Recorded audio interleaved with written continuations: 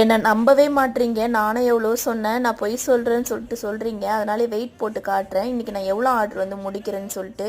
ஒரு சில பேர் தான் கமெண்ட் வந்து பண்ணியிருந்தாங்க. வெயிட் போட்டு காட்டுங்கக்கா. நீங்க உண்மையை சொல்றீங்களா? பொய் சொல்றீங்களா? பார்ப்போம்ன்னு சொல்லிட்டு சொல்லியிருந்தாங்க. அதனாலேயே இன்னைக்கு நான் 20 கிலோ வந்து செஞ்சு முடிச்சிருக்கேன். எத்தனை கிலோன்னு நீங்களே பார்த்துக்கோங்க. தம் அடை மட்டுமே 20 கிலோ வந்து செஞ்சு முடிச்சிருக்கேன். டீ கேக் ஒரு 2 கிலோ வந்து செஞ்சு முடிச்சிருக்கேன். இது ரெண்டுமே கவரில் எடுத்து வச்சிருக்கேன் இல்லையா.